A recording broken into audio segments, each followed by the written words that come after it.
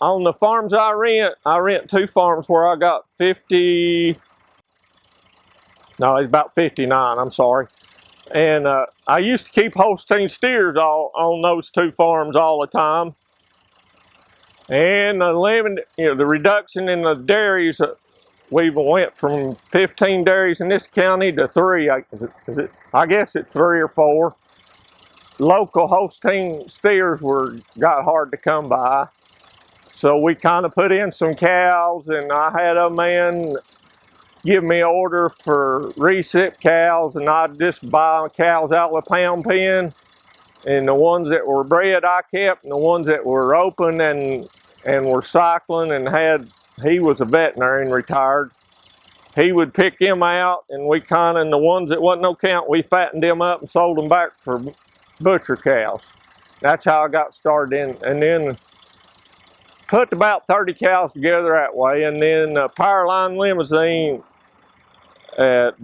out at Holston Valley had a sale at Abingdon and sold 100 bred heifer. And I bought 30 of them, and I should have bought about all of them the way it all worked out, but hindsight's 20/20. And we kind of try to have a load of yearlings to sell every month, and sometimes a couple loads. Generally in January and February I'll sell. Those 2 months I'll accumulate more cattle in the fall. And like right now we've got about 200 steers, and I may get in 400 during November, December, and January. And most of the time we're lucky enough to get it back to 200 before the big snows come and stuff. Our overall goal is for this operation is to market grass, hay, and corn silage through the cattle. Here for the feeder cattle, we double crop cool season annual, which could be wheat, triticale, which is a wheat rye cross or rye. And we have used barley and vetch. We kind of changed over to triticale. The quality seems to be a little bit better. It has more leaf, which where your quality is, and not the stems. So we've kind of gone into the triticale, and we no-till drill it in the fall.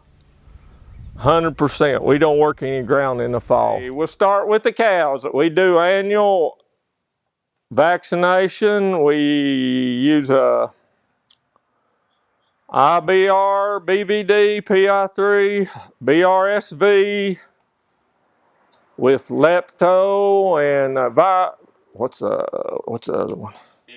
Vibrio, all in a combination. Kill. We kind of try to double vaccinate them the first go around when we buy them. We try to get them back up in 30 days and boost them. Sometimes you don't get it done, but that's a goal. And then we do an annual, and then we use a pour-on for flies and lice. It's just pyrethrin. It lasts about 30 days. Last 2 years we've been using the 90-day wormer name long range. And the first year, well, this will be the 3rd year. The first year we just did the calves to kind of give it a go. It was pretty big jump in expense. We saw on the calf crop they ran about 20 pounds heavier. Part of that could have been the season, but we thought none of them had any signs of worms at weaning. Okay.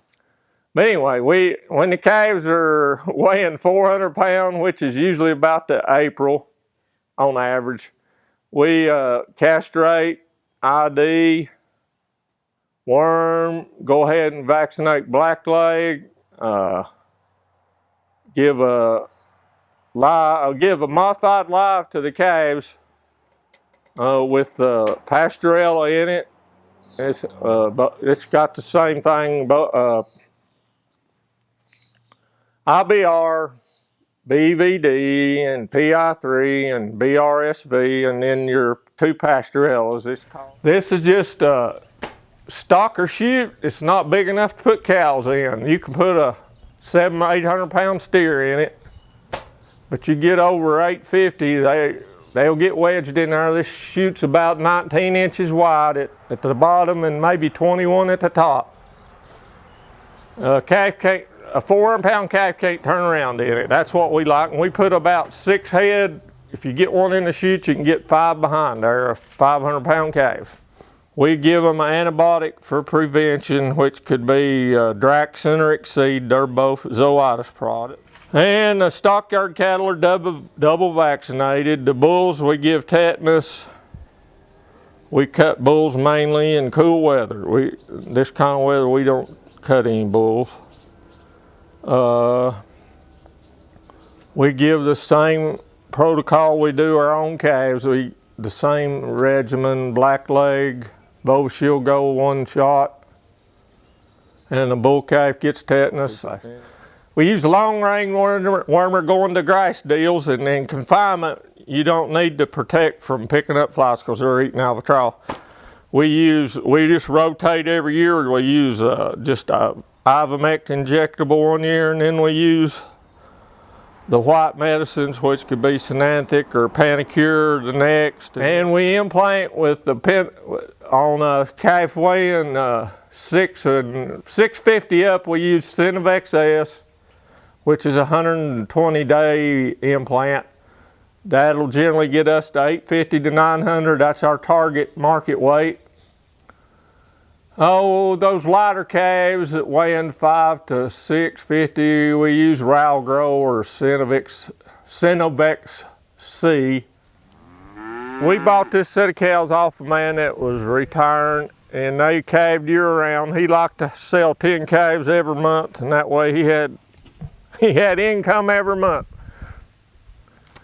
We've moved them to from 360, we're down to about 200-day calving season. So we're shooting for a 90-day calving season. From basically, we're going to shoot from January to the 1st of April. That's when we have slack time to manage and doctor and pull calves.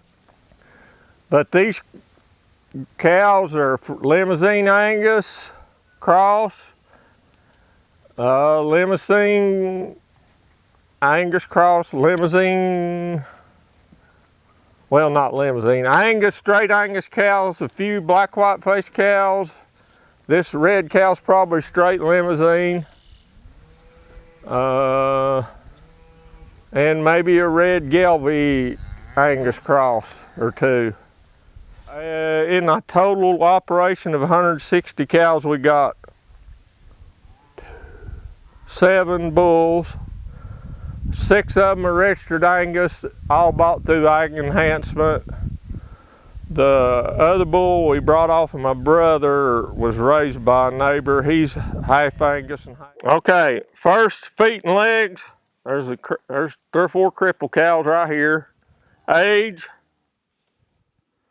And then I don't tag calves when they're born. I come out here and ride around and spend a Sunday afternoon and match up, tag like the calves are tagged with a number of the cows. I'll match them up, and then when I get them calves in and I'll look down, I'll write the calf down. If it's a little old calf that hadn't got any milk, I know who his mama is, so if I can find something to replace her with, I'll replace her. But generally, the ones that are not sound or open or lose a calf, they're struck out. They're gone. On culling, I'll repeat, feet and legs, udder and milking ability and age, and then open. Those 4 things get them gone, get you struck out. Okay, when I'm buying a replacement cow, I want a moderate frame cow like this number 64, weigh 1,100 pounds. And then I want her to wean a calf like that Holstein there weighing 700 pounds. That's it. But you want a good udder, and you want good sound feet and legs. We like 1,100 pound cow, and between 11 and 13's a good guide. I like docile deal. I like these cows to stand here and let you look at them. The ones that run off I don't like because they run over top of you. Oh, as far as beef heifers, I want to know if I was going to start and buy 100 heifers or 200, I want to know what kind of maternal traits their daddy had. You probably couldn't get it on their mothers on a commercial deal, but you sure enough can find heifers out of that kind of bull right there. It's got good, he's a low birth weight, he's got good maternal, he's got good yearling and weaning, all the criteria for ag enhancement. If you buy bulls that meet ag enhancement qualifications and keep our daughters, you're gonna have good cows. Okay, marketing. We market everything in tractor trailer load lots, whether I commingle with, his name's Hired Jesse, and his wife's a lovely person that has great people skills, and she helps market the cattle too.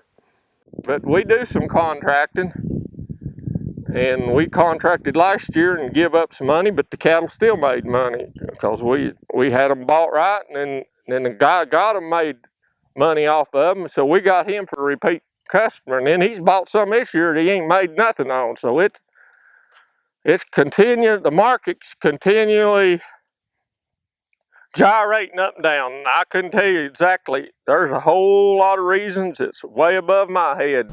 Oh, those boys are growing their feed, selling feed. One boy feeds hogs too, and he has hired labor, and he's a pencil pusher. He's brilliant, and he contracts cattle ahead of the time, and he'll have them. If he buys my cattle for October delivery, he'll have them sold for January fat delivery. He's a margin man. You're on a margin, so you got to know what it costs to work him and keep him alive, and get weight on him, and interest on the money to own him. You got to do it in black and white. If you're going to contract, you got to figure all out before you make your move. Because if you make a move and break even, you ain't done nothing. All you're doing is working for nothing. All you got left is manure. That's the way contracting is. You got to be on top of your margin.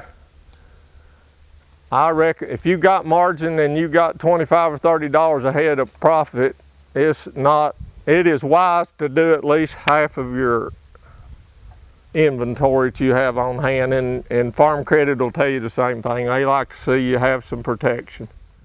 Okay, if John calls me or Jim or whoever, first thing I know, I said, what's your goal? What are you gonna make out of them?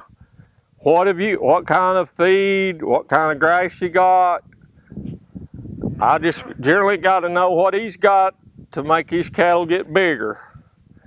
And how much labor do you have to manage them? And so that's the first thing. You gotta know what your customer's gonna do with them. And then you go to the stockyard and hope you get something that'll grow into that. And that comes from experience. So we're pretty flexible. We try to put a cattle together that'll make 50,000 pound load weighing 800, which would be 60 steers more or less. And then the same, a local customer or a customer in the feedlot, it's the same. You got to know what their program is and visit with them and have good communication skills. I learn every day on that. It's an ongoing growth process of communicating with people, and then you'll run into one out of 100. You learn that you can't do anything to please them. You just have to let them go to somebody else. I think price, we're always going to have a market for hamburger and fast food, and the working man they're going to run out here and grab a sandwich during lunch. But I think pork and chicken are just look, they're give us a hard road for the dollar. It looks like pork tonnage consumed is going to pass up beef, or has already. And we just got to promote our own sales and do a better job of promoting it.